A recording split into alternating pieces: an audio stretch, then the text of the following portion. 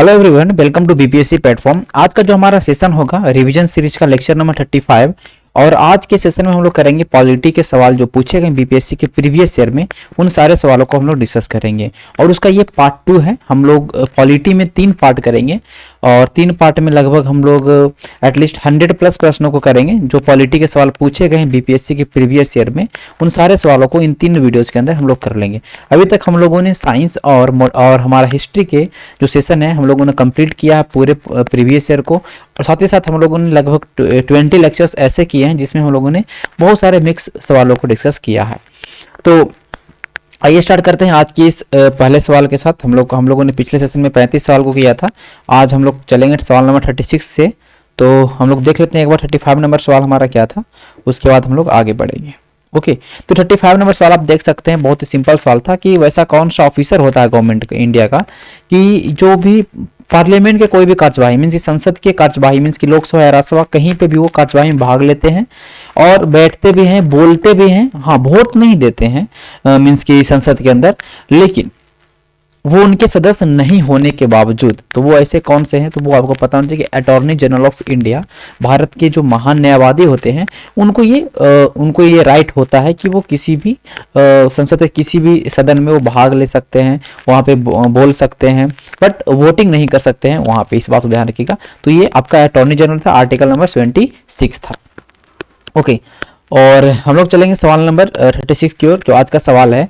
The supreme court has held that hosting the national flag atop of private building is a fundamental right of every citizens under. Means कह रहा है कि देखिए अपने building के ऊपर जब आप देखते होंगे बहुत कुछ बिल्डिंग्स पे ऊपर झंडा फहराते रहता है, तो इसको एक राइट माना कि एक फंडामेंटल राइट है। कोई भी आदमी अगर अपने कोई भी अगर नागरिक है वो अपने छत के ऊपर झंडा फहराता है तो उसको एक राइट है। ठीक है, तो ये जो राइट है वो आपके आर्टिकल 19A के, ठीक है, 19 के 1 के अंदर ये सारा राइट्स दिया गया है। इस बात को ध्यान रखिएगा। आर्टिकल 19 के 1 के ए में ये राइट, इस बात को आपको याद रखना है। ठीक है, तो इस बात को याद रखना है कि झंडा फहराने का जो अधिकार है अपने बिल्डिंग पे वो 19 के 1 के ए के अंदर है। इसके लिए एक सुप्रीम कोर्ट का बेंच बैठा था, उस समय chief justice of India BN खरे थे। इस बात को ध्यान रखिएगा। और उन्होंने बोला था कि आर्टिकल 19 के 1 के अंतर्गत कॉन्स्टिट्यूशन ऑफ इंडिया बोलता है कि citizens have the fundamental right to fly the national flag on their premises throughout the year. साल भर झंडा अपने मतलब करने का मतलब कि अपने बिल्डिंग के ऊपर लगा कर रख सकता है, कोई मना नहीं करने वाला। ठीक है, इस बात को ध्यान रखिएगा। ओके, हम चलेंगे सवाल नंबर 37 की। 37 नंबर सवाल कहता है choose the fundamental right available to Indian citizens but not to alien. कह रहा है कि वैसे देखिए फंडामेंटल राइट आपको पता होना चाहिए, आर्टिकल नंबर 12 से लेकर 35 तक के हम फंडामेंटल राइट की ओर चर्चा करते हैं। बट इसमें से कुछ ऐसे राइट्स हैं जो केवल आपके भारतीय नागरिक को ही अवेलेबल है, बट एलियंस मीन्स की विदेशी को अवेलेबल नहीं है। तो वो राइट्स कौन से? देखिए, अगर हम बात करें freedom of speech and expression, equality before law, right of mind. देखिए मैं आपको एक बात बता दूं कि article number 15, article number 16, article number 19, article number 29, article number 30, ये जो ऐसे राइट्स है 15, 16, 29, 30, ये केवल भारतीय नागरिक को प्राप्त। इस बात को ध्यान रखिएगा। ठीक है, कभी पूछे तो ये, इसके अलावा जितने भी राइट्स हैं वो सारे राइट्स कोई भी पब्लिक जो भारत में रह रहे हैं उनको प्राप्त है, एक्सेप्ट उसमें भी अपवाद है कि जो हमारे दुश्मन देश है, दुश्मन मतलब कहने का मतलब कंट्रीज हैं, उनको ये सारी चीजें प्राप्त नहीं। इस बात को आपको ध्यान रखना। ठीक है, तो आप लोग को यहाँ तक समझ में आ गया आप लोग? ठीक है, तो हमारा यहाँ पे क्या आ जाएगा, 1 वाला प्राप्त है भारतीय की, ये हमारे केवल भारतीय नागरिक को प्राप्त है एक वाला, और ये वाला right to minority article number 29। तो इस बात को ध्यान रखिएगा। ओके, protection of life and liberty article number 21, ये सबको प्राप्त है। ओके, इक्वलिटी बिफोर लॉ 14, ये सबको प्राप्त है। ओके, तो ये हमारा उत्तर हो जाएगा 1 और 3 is the right answer. Option number A is the right answer. देखिए यहाँ पे लिखा हुआ है कि फंडामेंटल राइट से है जो कि विदेशियों को प्राप्त नहीं बल्कि भारतीय को प्राप्त है। 15 नंबर, 16 नंबर, 19 नंबर, 29 नंबर और 30 नंबर। यहाँ तक समझ में आ गया? ओके ओके, देख सकते हैं कि राइट, देखिए राइट ऑफ माइनॉरिटीज जो है, ये देखिए article number 29, protection of language, scripts and culture of minorities. ये देखिए राइट ऑफ माइनॉरिटीज में दोनों आते हैं, 29 और 30। बात को ध्यान रखिएगा। ठीक है, हम चलेंगे सवाल नंबर 38 की ओर। ये panchayat samiti at block level in India is only. देखिए पंचायत समिति मैंने बताया था, जैसे कि आप प्रमुख जानते होंगे, ठीक है, आप गांव में अगर आपको ये सब नाम सुनने को मिलता होगा, ये प्रमुख है। तो जो आपके पंचायत समिति के मेंबर होते हैं, जैसे आपके पंचायत में जो पंचायत समिति होते हैं वो मेंबर्स चुनते हैं सारे मिलके, एक ब्लॉक में चुनते हैं एक प्रमुख। तो पंचायत समिति के जो हेड होते हैं चेयरमैन, उनको प्रमुख बोलता है। ठीक है, इस बात ध्यान रखिएगा। और प्रमुख के बारे में कह रहा है कि पंचायत समिति जो है वो क्या है। पंचायत समिति एक तरह का आप देखेंगे तो एक तरह का कोऑर्डिनेटिंग और सुपरवाइजिंग अथॉरिटी है, और एक तरह का प्रशासनिक अथॉरिटी भी हम बोल सकते हैं। ओके, वो आपका जिला परिषद जो कि जिला लेवल पे है और ग्राम पंचायत, इन दोनों के बीच में कोऑर्डिनेटिंग का काम करता है, इन दोनों के बीच में सुपरवाइजिंग का काम करता है। ओके, जो भी ग्राम पंचायत के काम से उसको सुपरवाइज भी करता है। एंड आल्सो ये एक तरह का एडमिनिस्ट्रेटिव अथॉरिटी, इस बात को ध्यान रखिएगा। ठीक है, सवाल नंबर चलेंगे 39 की ओर।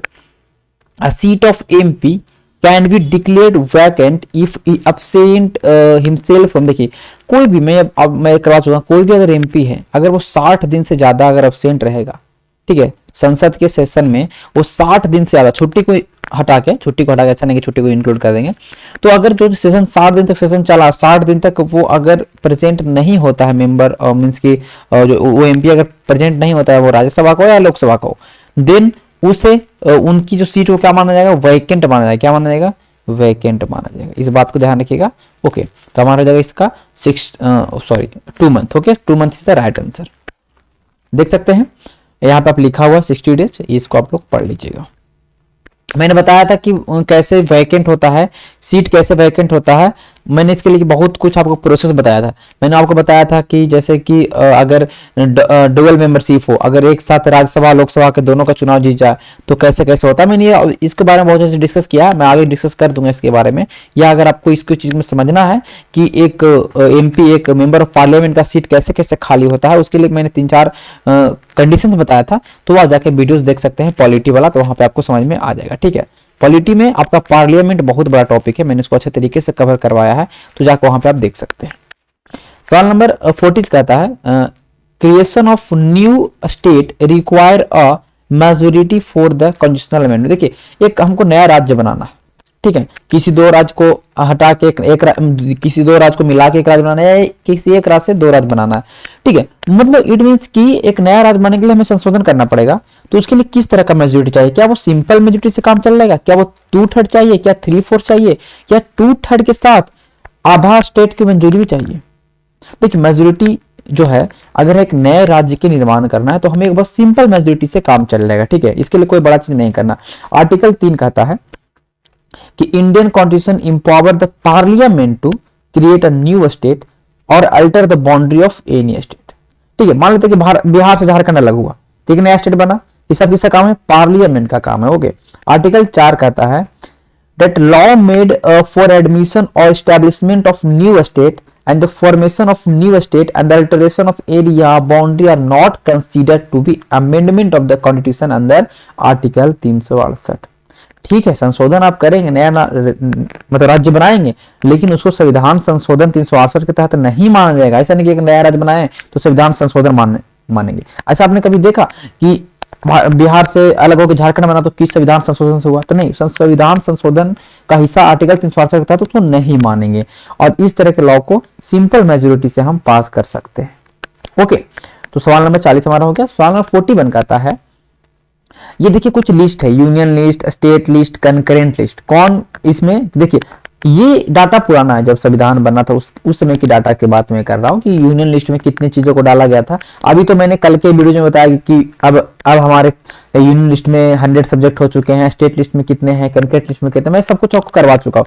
लेकिन यहाँ पर के अकॉर्डिंग अगर हम मिलाएंगे तो देखिए यूनियन लिस्ट में अभी अगर हम देखेंगे तो 97 सब्जेक्ट है, मींस अभी नहीं, मींस की 97 सब्जेक्ट है हमारे संविधान के अंदर जो यूनियन लिस्ट दिखाया गया शेड्यूल 7 में। ठीक है, शेड्यूल 7 में अगर हम देखेंगे तो इसमें हमारा सूची की बात करता है, सेपरेशन ऑफ पावर की बात करता है। तो इसमें आपको केंद्र सूची में आपको संघ सूची या केंद्र सूची बोल सकते हैं, संघ सूची में आपको 97 लिस्ट देखने को 97 एंट्रीज देखने को मिलेंगे।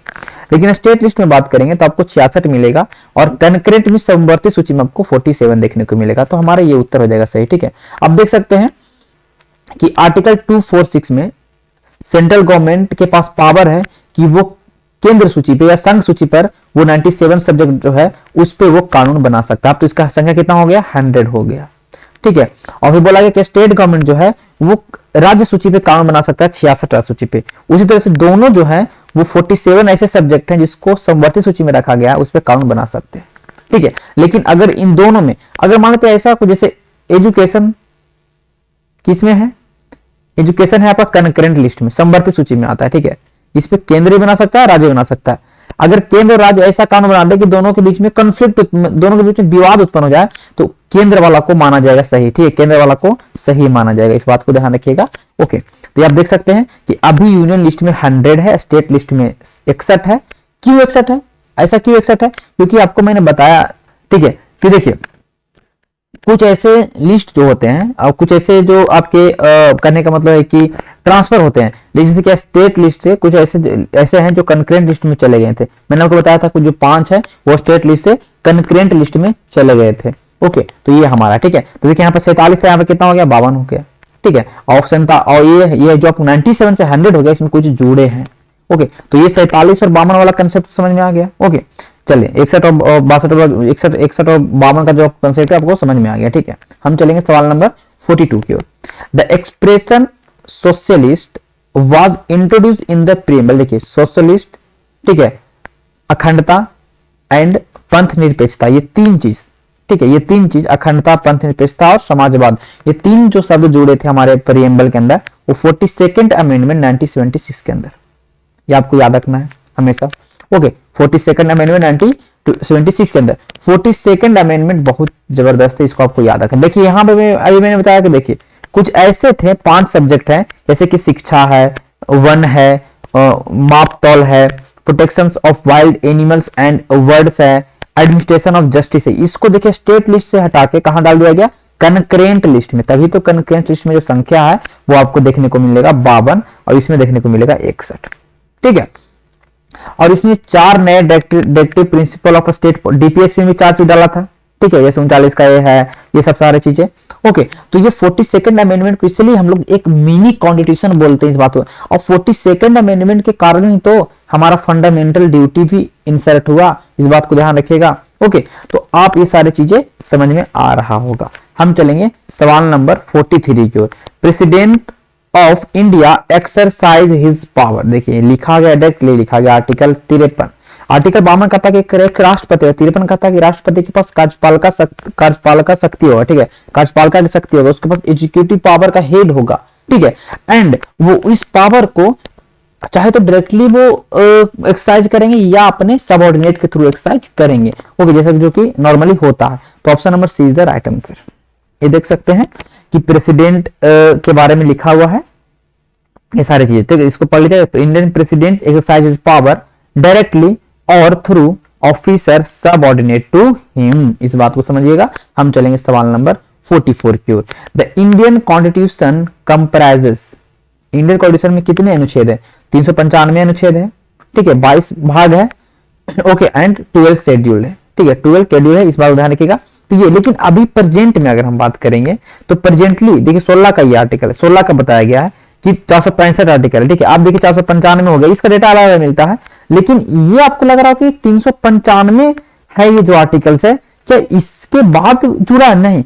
इसी में जैसे देखिएगा आप 21 का आर्टिकल पहले था, पहले स्टार्टिंग में 21 आया, लेकिन इसके अंदर डाला 21 का ए, शिक्षा का अधिकार। ओके, उसी तरह से जैसे 39 है, 39 के ए में डाला, तो इसके बीच बीच में सब में ए बी सी डी करके डाला, तब जाके ये 495 आपको देखने को मिला है। 465 2016 का डाटा के अकॉर्डिंग बता रहा है, ठीक है। जैसे भाग भी देखिए 25 पार्ट, लेकिन ओरिजिनली के भाग कितने 22 ही है। अब कुछ भाग जो है उसके अंदर ए बी सी कर दिया है, लेकिन ओरिजिनली में 22 पार्ट है, एंड शेड्यूल्स तो आपके 12 तो 12 ही है। इस बात को ध्यान, शुरुआत में 8 थे लेकिन अब 12 हो गए, तो इसको आपको ध्यान रखिए। देखिए 9वां शेड्यूल सबसे पहला जोड़ा गया, पहला संविधान संशोधन 1951 के तहत, ओके, जिसमें भूमि सुधार आपका आता है। 10वां में आपका दल बदल आता है 52वां 1985 के तहत। 11वां में आपका पंचायती राज आता है, पंचायत जोड़ा गया 73वें संविधान संशोधन के द्वारा। और 12th शेड्यूल में आपका म्युनिसिपैलिटी जोड़ा गया 74 अमेंडमेंट। तो सारे जो चारों अमेंडमेंट है बहुत महत्वपूर्ण है, बहुत ज्यादा महत्वपूर्ण है, इस चीज को आपको ध्यान रखिएगा। ओके, इसको आपको व्रत जाना है कैसे दे करके। तो चलेंगे सवाल नंबर 45। सवाल नंबर 45 कहता है कि राज्यसभा कंसिस्ट ऑफ, ये पूछना चाह रहा है कि राज्यसभा का स्ट्रेंथ कितना है, जैसे कि मैंने आपको बताया कि जो लोकसभा है उसका स्ट्रेंथ 552 है, ठीक है। अब ये मत भूलिएगा कि 2 सीट जो एंग्लो इंडियन के लिए रिजर्व था, दे रिमूव कर दिया गया, इसको, इस बात को ध्यान रखिएगा। लेकिन जो अभी स्ट्रेंथ वो 552 ही है, क्योंकि साफ साफ आर्टिकल नंबर 334 में लिख दिया है कि जब तक के नया लोकसभा का गठन ना हो जाए, मींस की लोकसभा डिजॉल्व ना हो जाए, जब तक कि इसको खत्म नहीं करेंगे कोई इफेक्ट नहीं होगा।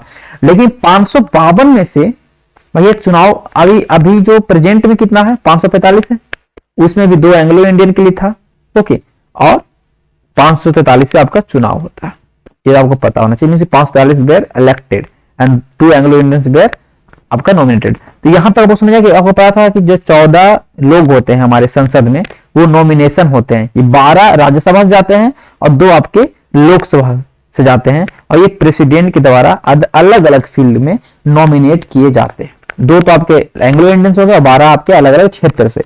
अब लेकिन यहां जो पूछा है, तो राज्यसभा में जो स्ट्रेंथ है 250 है, और 250 तो स्ट्रेंथ है, उसमें 12 क्या होते हैं, नॉमिनेट होते हैं, और 238 आते हैं राज्य से और यूनियन टेरिटरी से, ठीक है, इनडायरेक्ट इलेक्शन के थ्रू आते हैं, ये तो आपको पता होना चाहिए। लेकिन अभी प्रेजेंट स्ट्रेंथ जो है लोकसभा का, वो कितना, 245 है। 245 में से 233 आते हैं आपकी यूनियन टेरिटरीज एंड स्टेट से, एंड 12 आपके होते हैं नॉमिनेट। चलिए, तो आपको समझ में आ गया यहां तक। तो यही पूछ रहा है, तो option number C is the right answer. Same चीजें लिखा गया, आप देख सकते हैं कि अलग अलग फील्ड, जैसे सोशल सर्विस हो गया, साइंस हो गया, आर्ट हो गया, मैटर एज, सॉरी यहाँ पे लिखा कि लिटरेचर से, साइंस से, आर्ट्स एंड सोशल सर्विसेज से स्पेशल नॉलेज रखने वाले या प्रैक्टिकल एक्सपीरियंस रखने वाले लोगों को नॉमिनेट करते हैं प्रेसिडेंट। इस बात को ध्यान रखिएगा। हम चलेंगे सवाल नंबर 46। सवाल नंबर 46 कहता है कि 26 जनवरी को ही क्यों संविधान को लागू किया गया, क्यों, ऐसा क्या था? इसलिए क्योंकि दिसंबर 1929 में, ठीक है, 19 दिसंबर 1929 में कांग्रेस का सेशन हुआ लाहौर में, और वहां पे रावी नदी के तट पे झंडा फहराया जवाहरलाल नेहरू ने, ठीक है, जवाहरलाल नेहरू के द्वारा झंडा फहराया गया और बोला कि 26 जनवरी 1930 को हम लोग स्वतंत्रता दिवस मनाएंगे। पूर्ण स्वराज का डिक्लेरेशन भी यहीं से हुआ, ठीक है, पूर्ण स्वराज का, ठीक है। तो ये इसलिए 26 जनवरी 1930 को झंडा फहराया, इसलिए जब इन लोग 26 नवंबर 1949 को जब इन्होंने संविधान को लिख दिया पूरा कंप्लीट, तो बोला कि चलो क्या है ना, हम लोग जो सोचे थे कि 26 जनवरी 1930 को ही मतलब करने का, इंडिपेंडेंस डे मनाने का, तो 26 जनवरी को एक तरह से हम संविधान लागू करेंगे, ठीक है। तो 26 जनवरी को कांग्रेस ने इंडिपेंडेंस डे के रूप में मनाया था, इसलिए 26 जनवरी को ही संविधान को लागू इस लोगों ने किया। इस बात को ध्यान रखिएगा, ठीक है। सवाल 47 कहता है the public account committee submit its report to, देखिए पब्लिक अकाउंट कमिटी का क्या काम है, लोक लेखा समिति, 15 member from the Lok Sabha and 7 member from the Rajya Sabha, ठीक है। 1976 से 1966 और 1967 से चलन आ रहा है कि पब्लिक अकाउंट कमेटी का जो भी आपके हेड चेयरमैन होंगे, दे आर अपोजिशन पार्टी के लीडर्स होंगे, ठीक है, अपोजिशन पार्टी के लीडर होंगे, ओके। तो अभी कौन है, अधीर रंजन चौधरी। अब देखिए ध्यान रखिएगा, तो पब्लिक अकाउंट कमेटी का काम क्या है, जो सीएजी जो रिपोर्ट बनाता है, comptroller auditor general of India, अभी गिरिचंद मुर्मू है, आर्टिकल 148, आर्टिकल 151, ओके। तो ये जो रिपोर्ट पेश करते हैं, ओके, ये विभिन्न तरह के रिपोर्ट पेश करते हैं, तो इन रिपोर्ट को एग्जामिन करना, इन रिपोर्ट को स्क्रूटनी करना, सब चीजें करना काम है पब्लिक अकाउंट कमेटी का, ठीक है। अब वो सब उसको जांच करने के बाद ये भी रिपोर्ट बनाएगा और ये रिपोर्ट देगा किसको, स्पीकर ऑफ द लोकसभा को। तो लोकसभा कहां, तो ये मतलब कहने का स्पीकर ऑफ द लोकसभा को, मतलब कहने का मतलब कि देता है। तो पब्लिक अकाउंट कमेटी किसको देगा, स्पीकर ऑफ द लोकसभा को। इस बात को आपको ध्यान रखना है, ये हमारा उत्तर हो गया। देखिए पब्लिक अकाउंट कमेटी पीएससी 1921 में इसका गठन हुआ, गवर्नमेंट ऑफ इंडिया एक्ट 1919 के तहत। ये सीएजी के कामों को, या एनुअल ऑडिट जो रिपोर्ट देता है सीएजी, उसको एग्जामिन करता है। इसमें 12 member, 15 from the Lok Sabha and 7 from the Rajya Sabha. 1 साल का इसका कार्यकाल होता है, इसको ध्यान रखिएगा। और 1967 जो मैंने बताया कि इसका ये चलन है, ओके। हम चलेंगे सवाल नंबर 48। करा कौन इसमें से सही नहीं है, Rajya Sabha is powerless in the money matter. क्या राज्यसभा मनी बिल में क्या कोई उसके पास शक्ति नहीं होता है?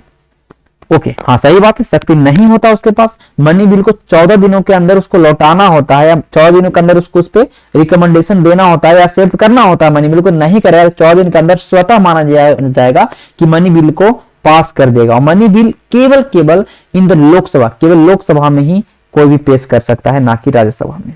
मीन्स की मनी बिल के मामले में मतलब राज्यसभा के कोई वैल्यू, मीन्स की आप कह सकते हैं कि राज्यसभा के पास कोई पावर नहीं होता। ओके तो मनी बिल ऑरिजिनेट इन राज्यसभा, ये गलत है, सेम चीज पकड़ा गया, तो यही हमारा उत्तर हो जाएगा। ओके राज्यसभा। अब देखिए मनी बिल के बारे में आर्टिकल 110 कहता है मनी बिल के बारे में, ठीक है। और आर्टिकल 111 क्या कहता है, एसेंट के बारे में। प्रेसिडेंट के पास जब जाता है तो उसके पास जो ऑप्शंस होते हैं कि कोई भी बिल, चाहे ऑर्डिनरी बिल हो या मनी बिल हो, तो उसके लिए प्रेसिडेंट के पास कुछ ऑप्शंस होते हैं जिसमें वीटो पावर आपको बोलते हैं कि मतलब बिल पे साइन करे ना करे, ये सारे। तो ये आर्टिकल 111 में है। वो आर्टिकल 112 तो पता है, बजट, इसको एनुअल फाइनेंशियल स्टेटमेंट बोलते हैं हम लोग, ठीक है। मनी बिल केवल लोकसभा में इंट्रोड्यूस किया जा सकता है। मनी बिल पे कोई भी सवाल उठेगा, ठीक है, कि मनी बिल है या नहीं है, कोई बिल रखते हैं किसको मनी बिल बोलेंगे, फाइनेंशियल बिल बोलेंगे, ये सब काम लोकसभा के स्पीकर के ऊपर डिपेंड करता है कि लोकसभा स्पीकर बोलेगा हाँ ये मनी बिल है तो मनी बिल में धन विधेयक। राज्यसभा कभी मनी बिल को अमेंड और रिजेक्ट नहीं कर सकती। हाँ राज्यसभा रिटर्न करना होता है राज्यसभा को 14 दिन के अंदर, चाहे वो रिकमेंडेशन दे या ना दे। हाँ राज्यसभा बोलेगा हाँ इसमें मनी बिल में ये ऐसे ऐसे है, ठीक है, तो उस रिकमेंडेशंस को लोकसभा माने या ना माने उस पर डिपेंड करता है। इसका मतलब कोई पावर है ही नहीं भैया, तुमको हम दे दिए चलो देख लो, तुम इसमें गलत कर दो सही कर दो, हमारा मन होगा हम मानेंगे ना मानेंगे, बस तुमको बस दिखा दिए, एक फॉर्मेलिटी होता है। इसलिए इस बात को जाने के 48 नंबर सवाल का उत्तर बी हो जाएगा। 49 नंबर सवाल कहता है कि the following right conferred by the constitution of India also available to non citizen. देखिए सेम चीज है, मैंने क्या बोला भैया 15, 16, 19, 29, 30 के अलावा जितने भी आर्टिकल्स हैं वो सारे articles fundamental rights available to non citizens, okay available to foreign, ठीक है। इस बात में कि जो फॉरेनर है सबको अवेलेबल, लेकिन ये सारे जो है केवल भारतीय नागरिकों पर मिलेगा। तो कंस्टिट्यूशनल रेमेडी आर्टिकल 32 अवेलेबल होगा। राइट टू स्पीच आर्टिकल 19 ये केवल हमारे भारतीयों को होगा। Freedom to move in state of party 19 के अंदर आता है, 19 के 1 के अंदर, तो ये भी हमारा किसको हो जाएगा, केवल भारतीय को। एक और प्रॉपर्टी भी उसके अंदर आता है, ये भी केवल भारतीय को। तो आर्टिकल जो हमारा 32 है ये सबको अवेलेबल है, मींस फॉरेनर को भी अवेलेबल, इस बात को ध्यान रखिएगा। ओके आप ये देख सकते हैं, इसलिए आर्टिकल 32 को हेरिट एंड सॉल ऑफ, क्योंकि इसके रीट, इसके अंदर क्या क्या बात किया गया, रीट का बात किया गया। हाइबियस कॉर्पस शरीर उपस्थित करो, कोई भी किसी को डिटेन किया हो तो। मैंडेमस परमादेश, हम आदेश देते हैं कि तो अपने ड्यूटी को परफॉर्म करे। प्रोविजन, कोई भी अगर कोर्ट सही तरीके से काम नहीं कर रहा है, कोई अथॉरिटी सही तरीके से काम नहीं कर रहा तो हायर कोर्ट, लोअर कोर्ट को बोलेगा कि आप अपने जुडिक्शंस के अंदर काम करें। क्वाबरांटो, अधिकार परीक्षा, किस आप कोई भी पोस्ट पे हैं तो किस अधिकार से इस काम को कर रहे हैं, आपके पास क्या एलिजिबिलिटी है।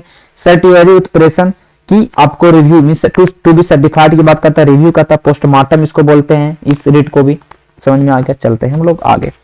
ओके अब देखिए कुछ ऐसे आर्टिकल, ऐसे आर्टिकल 20 और 21 है, अगर इमरजेंसी लगता है तो आपके सारे फंडामेंटल राइट सस्पेंड कर दिया जा सकते हैं, स्थगित किया जा सकता है, लेकिन आर्टिकल 20 और 21 को नहीं स्थगित किया जा सकता, इस बात को ध्यान रखिएगा। सवाल नंबर 50 कहता है कि नेशनल इमरजेंसी प्रेसिडेंट के द्वारा डिक्लेयर किया। देखिए राष्ट्रीय आपातकाल की बात कर रहा है, तो राष्ट्रीय आपातकाल कौन सा आर्टिकल में होगा, 352 में। 356 तो पता है कि जो राज्यों में जो आपका राष्ट्रपति शासन लगता है 356 है, और फाइनेंशियल इमरजेंसी जो अभी तक नहीं लगा 360 में। तो सिंपल है, चलते हैं आगे। सवाल नंबर 51 कहता है कि कौन इसमें सही नहीं है। सुप्रीम कोर्ट का गठन 1950 में हुआ, सही बात है। सुप्रीम कोर्ट सबसे हाईएस्ट कोर्ट है अपील का कंट्री में, बहुत अच्छा। मैंने बताया था आपको कि सुप्रीम कोर्ट सबसे हाईएस्ट अपीलेट अथॉरिटी है आपके भारत में, इस बात को ध्यान रखिएगा। सुप्रीम कोर्ट क्या किसी भी कोर्ट के केस को हियर कर सकता है, tribunal except from the court martial, court martial के केस को नहीं करता है, ठीक है। सुप्रीम कोर्ट किसी भी कोर्ट को मतलब कर सकता है, साथ साथ कोर्ट मार्शल, तो ये चीज सी हमारा सही होगा। सुप्रीम कोर्ट कोई भी केस के कोर्ट को ले सकता है, लेकिन वो कोर्ट मार्शल जो होता है उसके केसेस को नहीं मतलब हियर कर सकता। सॉरी यहाँ पे आपका डी ऑप्शन लग गया, ऑप्शन इसका उत्तर सी होगा, ध्यान रखिए इसका ऑप्शन क्या होगा, सी होगा, ठीक है, ध्यान रखिएगा। यहाँ पे सही से नहीं स्लाइड बना है, आप देख सकते हैं कि supreme court can hear from any high court tribunals except from the court martial. जो कोर्ट मार्शल जो होता है एडमिनिस्ट्रेशन पे, उनके केसेस को हियर नहीं करता सुप्रीम कोर्ट, इस बात को ध्यान रखिएगा, ठीक है। चलते हैं सवाल नंबर, आप ये देख सकते हैं कि सुप्रीम कोर्ट का स्थापना कब हुआ, किस एक्ट के थ्रू हुआ, ठीक है।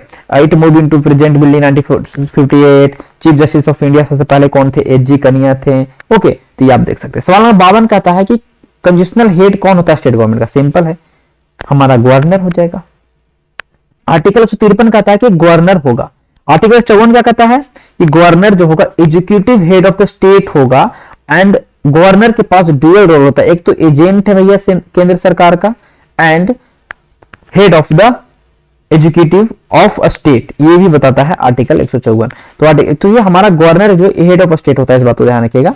ओके, नॉमिनल हेड होता है, लेकिन हाँ 7वां संविधान संशोधन क्या बोलता है कि एक आदमी को 2 राज्यों का गवर्नर बना सकते हैं या 2 से अधिक राज्यों का गवर्नर बना सकते हैं। ये 7वां संविधान संशोधन 1956 का था। तो कुछ संविधान संशोधन मैं करवा दूंगा ऐसे ही कंप्लीट। ओके, ये सारे आर्टिकल्स हैं आपके गवर्नर के, मैंने कल बताया था, आज भी आप देख सकते हैं।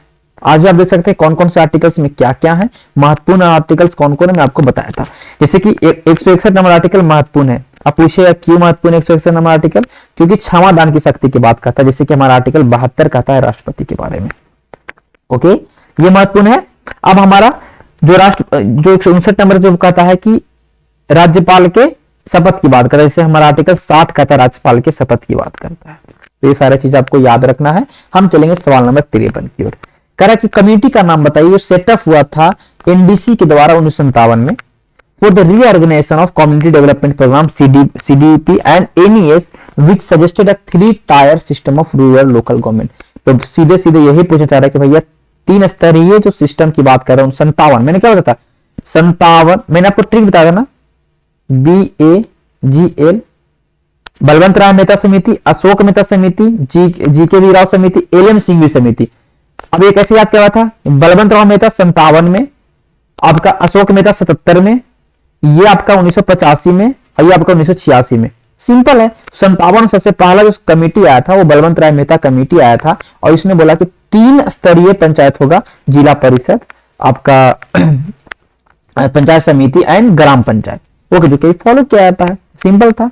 ओके, ये आप देख सकते हैं, पूरा पढ़ लीजिएगा, सेम चीजें जो मैंने आपको बताया वही चीज है। ठीक है, सवाल नंबर 54, अशोक मेहता कमेटी ने क्या कहा था? अशोक मेहता कमेटी बोला था कि 3 टायर नहीं 2 टायर होना चाहिए। 1977 में आया था, बोला कि 3 टायर नहीं होना चाहिए, 2 टायर होना चाहिए। और न्याय पंचायत का बात भी किसने किया था? न्याय पंचायत की बात किसने किया था? अशोक मेहता कमेटी ने किया था। ये भी आपको याद होना चाहिए। तो जो चीज मैं करवा दिया हूं आपको बार बार रिपीटेड, वही सेम चीज जो होगा, इस बात को ध्यान रखिएगा। जो भी मेरे द्वारा क्लासेस करवाया था, इस बात को ध्यान रखिएगा खास कि आपकी क्वालिटी को यहाँ पे कोई कंप्रोमाइजेशन नहीं होता। आपको जो भी क्वालिटीज हैं, जो भी क्वेश्चंस की क्वालिटी है, जो भी आपको मैं यहाँ पे जो एनालिसिस कर रहा हूँ वो आपको अच्छा तरीके से समझ में, अच्छे तरीके से सब कुछ मिले। ऐसा नहीं है कि बस मैं सवाल को पढ़ते जाऊँ, उनसे बोलते जाऊँ, ये हमसे ना होगा। ठीक है, तो कल का वीडियो थोड़ा लंबा था क्योंकि कल फर्स्ट क्लास था पॉलिटी का। अ bill presented in the parliament become act. देखिए, कोई भी बिल एक्ट कब बनेगा? जब उस पर प्रेसिडेंट का एसेंट मिल जाएगा, प्रेसिडेंट की सहमति मिल जाएगी। ओके, तो आर्टिकल 111 इस बात की बात करता है कि जब प्रेसिडेंट के पास कोई भी बिल जाएगा तो प्रेसिडेंट का मन होगा कि बिल पे हां कर दे, दूसरा होगा कि रिजेक्ट कर दे, नहीं पास होगा, तीसरा होगा कि बिल को रिटर्न करे कि भैया इसमें कुछ गड़बड़ी है तो इसमें कुछ परिवर्तन करके लाओ। और जैसे ही परिवर्तन करने के लौटाएगा और फिर तुरंत अगर सिंपल मेजोरिटी से फिर से लोकसभा राज्यसभा पास करके भेज देगा तो फिर कोई चांस नहीं होता प्रेसिडेंट के पास कि फिर उसको रिटर्न करे, फिर उसको मतलब मजबूरी बस उस पर साइन करना पड़ता है, मींस एसेंट देना पड़ता है। 3 ऑप्शन आपके मतलब आप देख सकते हैं कि प्रेसिडेंट के पास है, अल्टरनेटिव्स है आर्टिकल 111 के अंदर। उसी तरह से आर्टिकल 200 के अंदर किसके पास रहता है? राज्यपाल के पास रहता है। ठीक है, इस बात ध्यान रखिएगा। राज्यपाल के पास सेम चीजें हैं। राज्यपाल के पास एक एक्स्ट्रा रहता है कि वो बिल को रिजर्व रखता है किसके लिए? कि जो राज्यपाल है वो प्रेसिडेंट के पास भेज देता है स्टेट वाला बिल।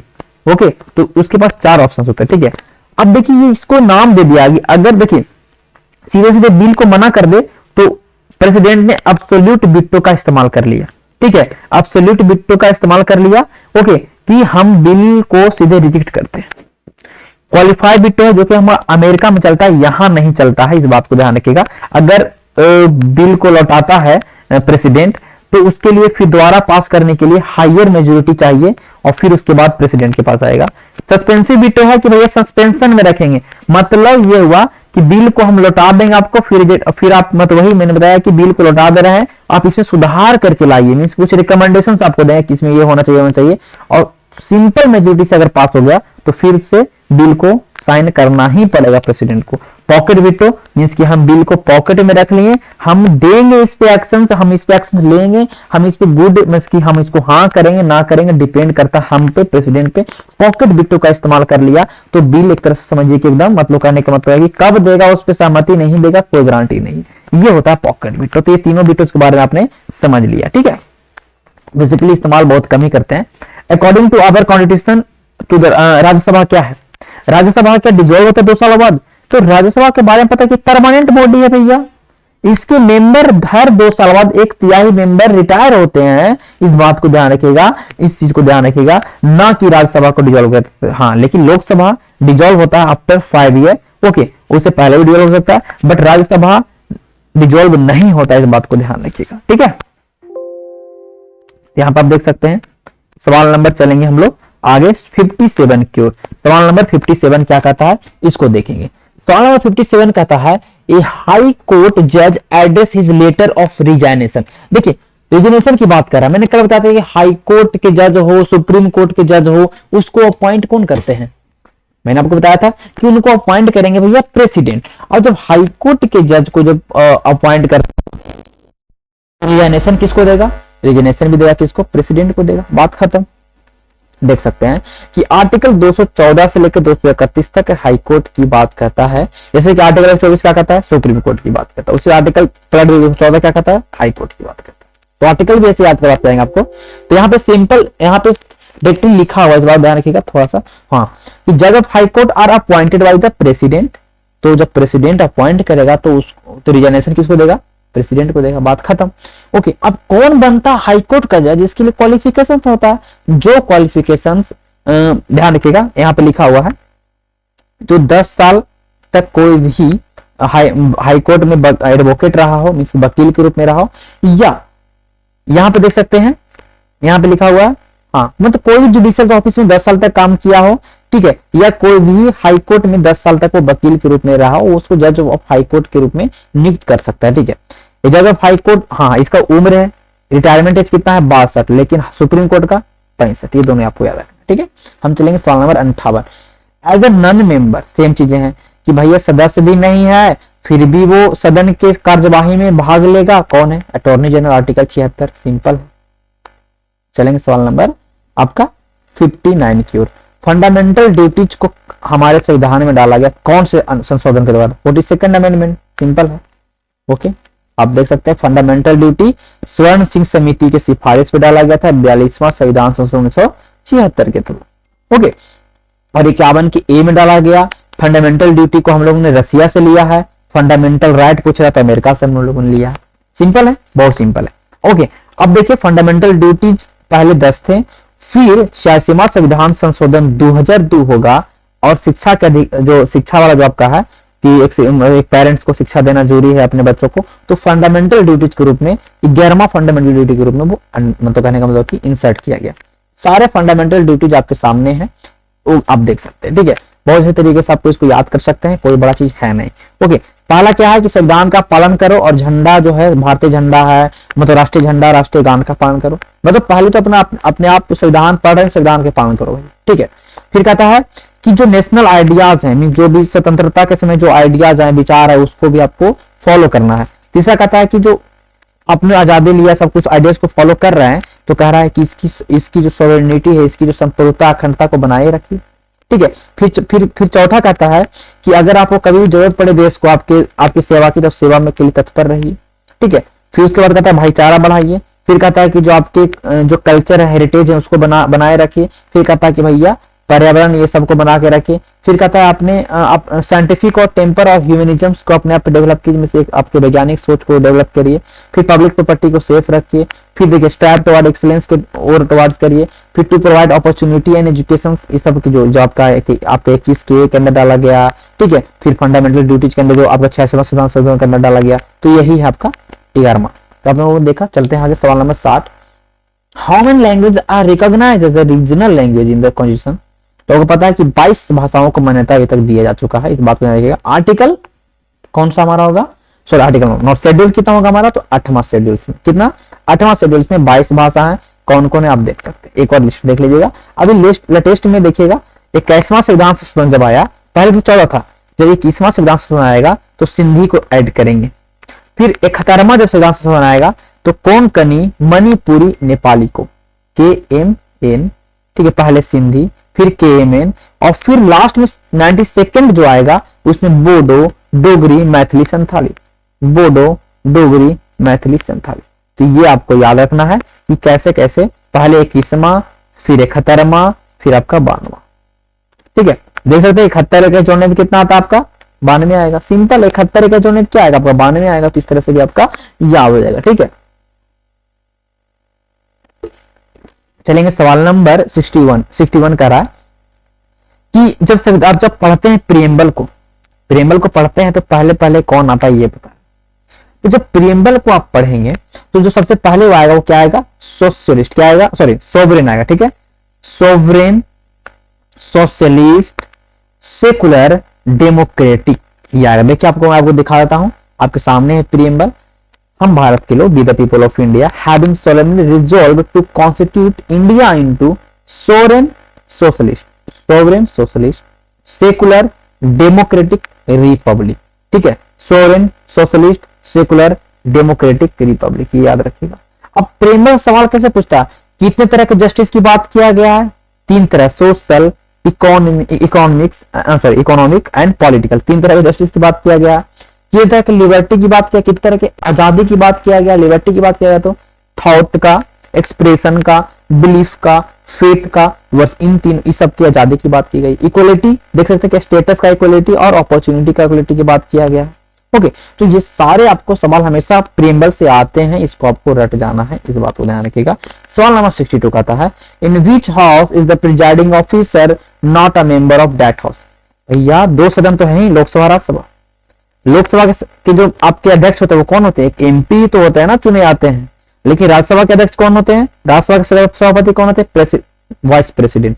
वाइस प्रेसिडेंट क्या कोई MP होते हैं, नहीं ना, वाइस प्रेसिडेंट MP नहीं होते हैं। तो इस बात को ध्यान रखिएगा कि वो ऐसा ऑफिसर है जो उस सदन का सदस्य नहीं होता, that is the vice president. तो राज्यसभा का कह रहा है कि चुनाव के मतलब मतदान का जो उम्र है 21 से लेकर 28 कर दिया, कब किया, तो 61वां संविधान संशोधन जो हुआ था उसके तहत जो पहले 21 साल का जो एडल्ट फ्रेंचाइजी था उसको 18 वर्ष कर दिया गया, और 1988 में, ठीक, 61वां संविधान संशोधन 1988 और कहीं कहीं 89 मिलेगा। तो ये दोनों आपको याद रखना है, जो 21 साल से 18 साल उम्र कर दिया था। सवाल नंबर 64 कहता है कि जब प्रेसिडेंट नहीं रहेगा, वाइस प्रेसिडेंट नहीं रहेगा, तो भैया कौन बनेगा भारत के राष्ट्रपति, मीन्स भारत के राष्ट्रपति के पोस्ट पे कौन बैठेगा, तो आपको पता है चीफ जस्टिस ऑफ इंडिया बैठते हैं। ठीक है, और ऐसा हो चुका है, इस बात को ध्यान रखिएगा। ठीक है, जो आपके भारत के मुख्य न्यायाधीश होते हैं वही बैठते हैं। अगर ये दोनों का पोस्ट खाली से, अब प्रेसिडेंट नहीं रहेगा तो कौन बैठेगा, वाइस प्रेसिडेंट, और वाइस प्रेसिडेंट नहीं रहेगा तो कौन बैठेगा, चीफ जस्टिस ऑफ इंडिया बैठेगा, और चीफ जस्टिस ऑफ इंडिया भी नहीं रहेगा तो सुप्रीम कोर्ट में वकील है ना वो, मतलब किसी ने जो आपके जज है वो बैठेंगे।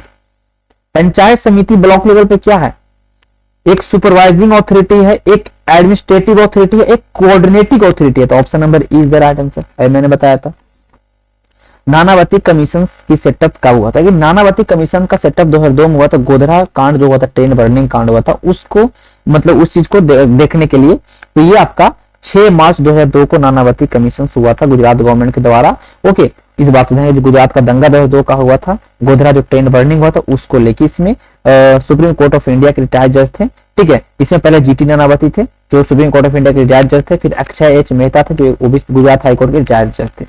सबसे कम सवाल कहता है कि फंक्शन ऑफ ब्यूरोक्रेसी, ब्यूरोक्रेसी का काम क्या है। देखिए, अगर नौकरशाही की बात है, अगर ब्यूरोक्रेसी IAS को देख लीजिए, जो भी चीजें हैं उनका काम क्या होता है कि सरकार की पॉलिसीज को इंप्लीमेंट कर दें, प्रशासन सही तरीके से चलाएं, जो मिनिस्टर्स हैं उसको भी हेल्प करते हैं, लेकिन जस्टिस देने का काम उनका नहीं होता है। तो ये ऊपर वाले तीनों ऑप्शन आप कंप्लीट देखिए।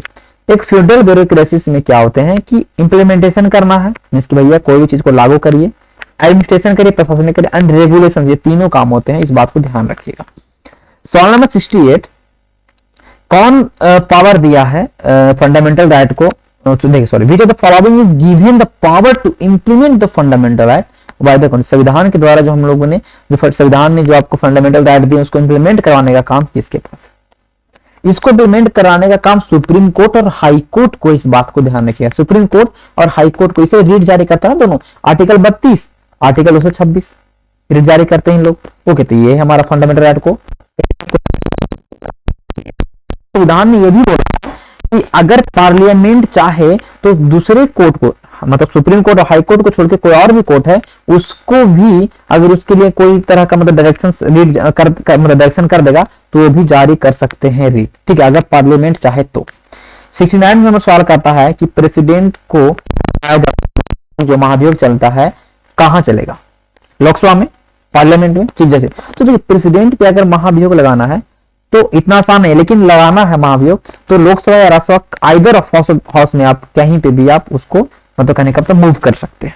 ठीक है, तो बाई द पार्लियामेंट, पार्लियामेंट के द्वारा मतलब लोकसभा राज्यसभा दोनों की सहमति होती है, दोनों से पास किया जाता है। आप देखिए कैसे, पहले बार प्रेसिडेंट को हटाना है ना, तो लोकसभा या राज्यसभा कहीं भी उसको इनिशिएट कर सकते हैं, लेकिन पहले जिस हाउस से आप इनिशिएट करिएगा, जैसे मतलब लोकसभा से आपको प्रेसिडेंट पे इंपीचमेंट लगाना, प्रेसिडेंट पे इंपीचमेंट आप जब लगा सकते जब उसने कॉन्स्टिट्यूशन का वायलेट किया, जब भी उसने संविधान का उल्लंघन किया। और संविधान का उल्लंघन किस तरह से किया इसका कोई संविधान में मेंशन ही नहीं है, लेकिन संविधान का उल्लंघन किया ऐसा लगे तो कम से कम जितने मेंबर्स रहेंगे उसको 1/4 में 25% मेंबर का साइन होना चाहिए उस मोशन को इनिशिएट करने के लिए। फिर उसके बाद 14 दिन पहले नोटिस भी देना आपको प्रेसिडेंट को कि आपके खिलाफ हम ये चीज कर रहे हैं।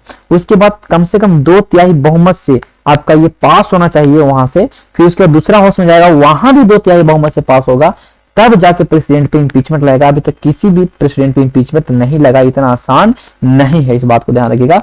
सवाल नंबर 70 की ओर चलेंगे। Which of the following subject lies in the concurrent list?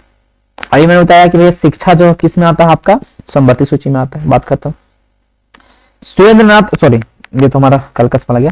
तो आज हम लोगों ने 17 क्वेश्चंस को कर लिया।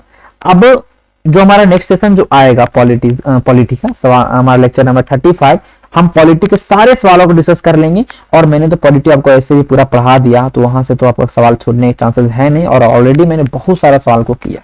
ओके, तो जल्दी ही हम लोग अब पूरे 45 डेज सीरीज खत्म करेंगे। उसके बाद मैं स्पेशल वीडियोस लाऊंगा जो आपके एग्जाम्स में ज्यादा हेल्पफुल होंगे, इंपॉर्टेंट टॉपिक का वीडियो में बना के लाऊंगा। ओके, तो चलिए मिलते हैं कल के वीडियोज में। वीडियोज आपको कैसा लगता है, वीडियो जब भी देखिए तो पूरा देखिए, आधा अधूरा से कोई फायदा नहीं होगा, इस बात को ध्यान रखिए। चलिए मिलते हैं आपको नेक्स्ट वीडियो, तब तक के लिए धन्यवाद।